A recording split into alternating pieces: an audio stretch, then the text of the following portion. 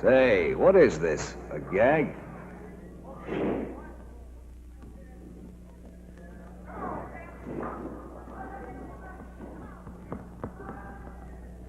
No, it's no gag. It's as serious as death. It doesn't matter what this civilian does with his time. If he wants to toss a ping-pong ball down a bowling alley, it's his business. But in your business, brother, it matters.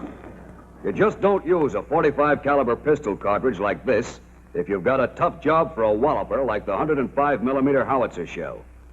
Don't get the wrong idea. They're both good. But they have different jobs to do. Between them lies the whole range of infantry ammunition and all the destruction and death it can produce. These are your tools from now on, soldier. Take a good look at them. 30 caliber carbine. 30 caliber rifle and machine gun. 50 caliber machine gun. Hand grenade. Rifle grenade, fragmentation. Anti-tank rifle grenade. Anti-tank rocket. 60 millimeter mortar, fragmentation. 81 millimeter mortar, fragmentation. 81 millimeter mortar, demolition. 37 millimeter armor piercing. 57 millimeter armor piercing. Let's look at them one by one and see what you've got on your side. The smallest weapon in the infantry regiment, a .45 caliber automatic pistol. It's a quick-handling, rapid-fire weapon with a real wallop. Beyond 50 yards, it won't penetrate armor, even light armor like this steel helmet. But the heavy slug has terrific shock power. It'll knock a man down almost any time it hits him.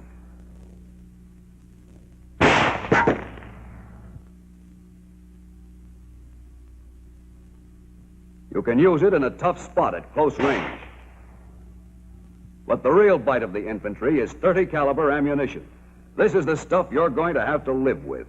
You'll use both types, 30 caliber rifle and 30 caliber carbine. Take a look at the carbine first. It has replaced many pistols in the infantry regiment. It's most effective at short ranges, where you can fire 40 aimed shots a minute. At a range of 100 yards, this is what the carbine can do to a Nazi.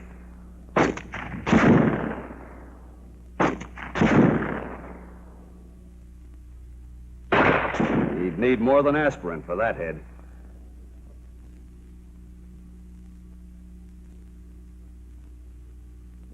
Those monkeys aren't all behind trees. Take your time. A lot of these guys are going to be dead if you take your time. Squeeze them off, make it good. Pretty handy, that carbine. Even though it weighs only 5 pounds, it's a killer if you know just when to use it. Don't try to knock out a tank with it. But if a truck like this comes along, 5 pounds of carbine can be more effective than a 5-ton roadblock.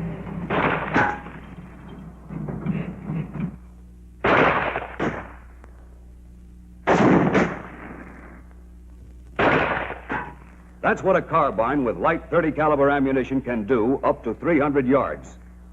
But now take a gander at your heavier 30 caliber stuff. The stuff you riflemen have stashed away in your belts. That's really something. It comes in 3 kinds: armor piercing, tracer, and ball.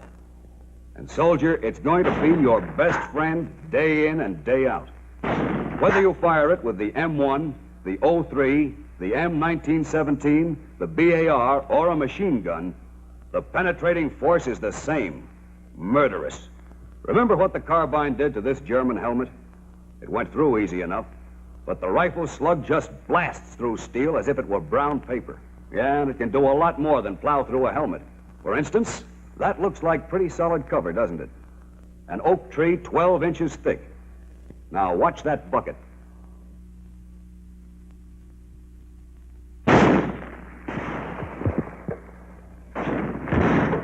Through the tree, through the bucket. That would make a pretty dead Nazi. Maybe you never realized what that 30 caliber of yours can do. Maybe you forgot. Well, take a look at this concrete wall. It's 4 inches thick. On the range, you find out that your rifle is the most accurate in the world. Now you'll see that it's got a punch to match. Anyone using that wall for cover would do it just once. At ranges up to 200 yards, armor-piercing ammunition can smash through this kind of wall any time, any day.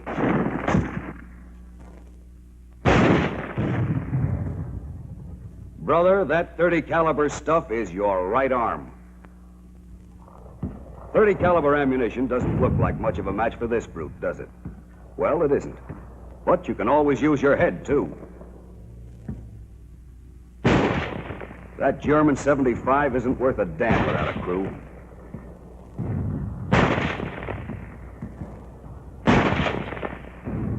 Sure, the gun's still there, but so is your rifle.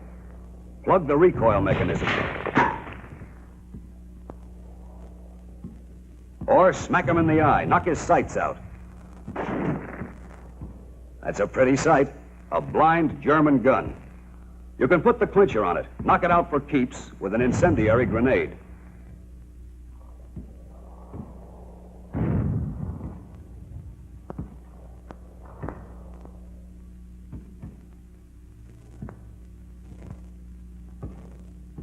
Jam one of those incendiary grenades down the bore of the gun, and the metal from the grenade will fuse with the tube. That chokes it up fine, for good.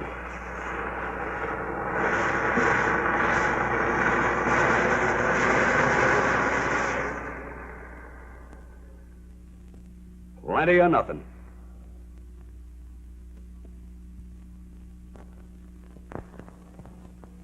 The incendiary grenade was just what the doctor recommended for the German 75. But you've got another prescription for the boys themselves. The fragmentation grenade. It's very useful for treating them when they're bunched, like these guys.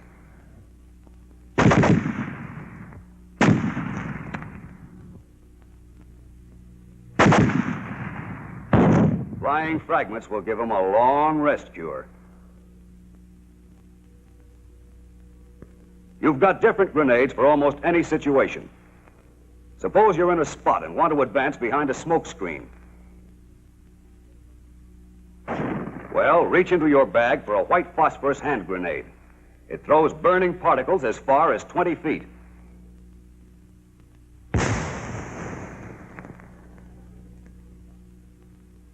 It's not meant to be an offensive weapon, but a hot shower like this is nothing to get caught in. A few drops on his skin will make him wish he were dead. If enough fall on him, he will be. What if you find a Nazi pillbox staring you in the face and you want to take care of it without being seen? There's one more GI grenade. The Army calls it the frangible grenade with the FS filler. But if that sounds like double talk to you, just remember this. It produces a heavier smoke screen than the white phosphorus hand grenade. It hangs around a lot longer. It'll cover the movement of more men and help them get up there to smash that pillbox. Now for your automatic weapons. Lesson number 1. These 5 men with M1s are getting off a total of 80 aimed shots a minute. This man coming up with the automatic rifle, the BAR to you, can also fire 80 shots a minute, himself. That'll give you some idea of the destructive power of your automatic weapons. It means, of course, that one man with the BAR has a firepower equal to 5 men with the M1 and can pin the enemy down just as effectively. The 5 riflemen are now free to maneuver. They can come around and try to hit him on the flank.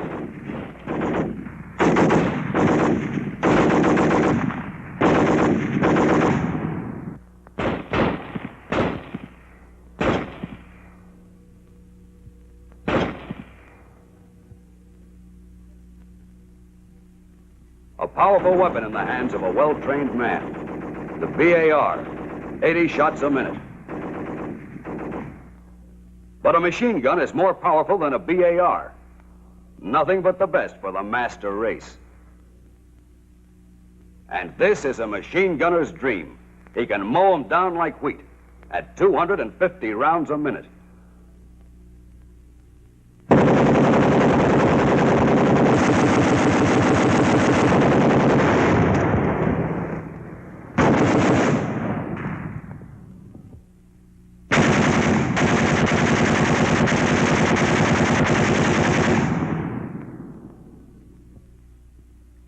That's still the same 30 caliber you've got socked away in your cartridge belt. Coming out of your M1, it's deadly, sure. But when it's pouring out of a machine gun, light or heavy, it can make a man look like a sieve in a matter of seconds. Machine guns can tackle all kinds of targets. For example, it's got plenty of pepper for a dish like this.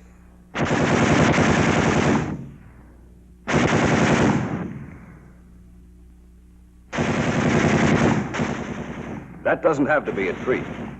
Your machine gun can do a lot more to something that's breathing.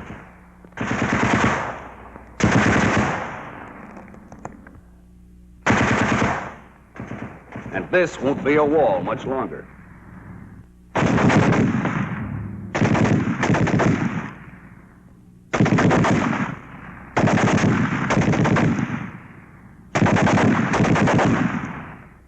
But the main job of the heavy machine gun is to cover an area with bullets.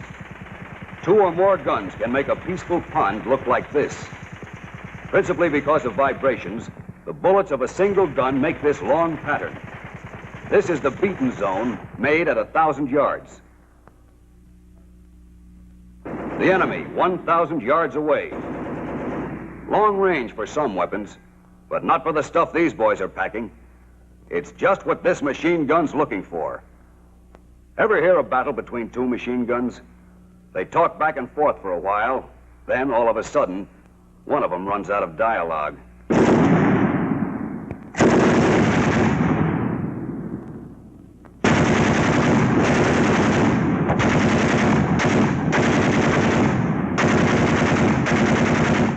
Our machine gun has a good position. It's protected from flat trajectory fire.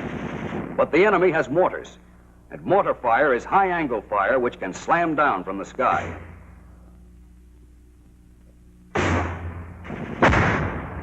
There's only one thing to do in a case like this.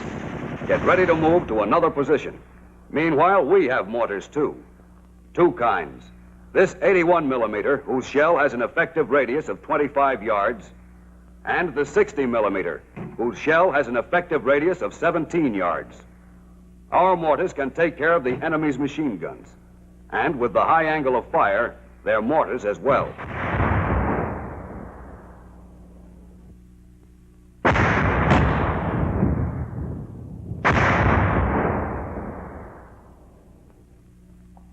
Of course, an exploding mortar shell can kill. But let's see just how convincing it can be. The overhead cover for this command post is 2 feet thick, made of dirt and logs, and a swell target for the 81 millimeter heavy high explosive shell. The shell weighs 10 3/4 pounds, and it's equipped with a delay action fuse which explodes after penetration.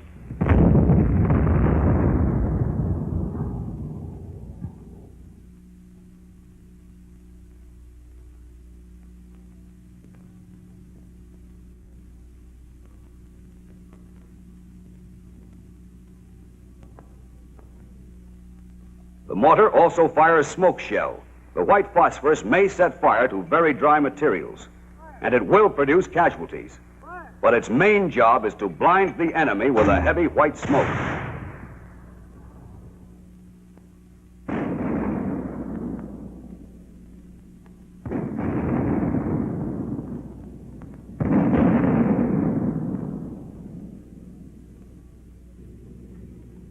Here come the big boys, the sluggers. Tough? Sure. Powerful armor, heavy firepower, very tough. But they can be taken. You've got the weapons to blind him. Burn his pants off, blow him to hell. Watch. An ordinary bottle. Fill it with fire and you've got a Molotov cocktail. These cocktails can be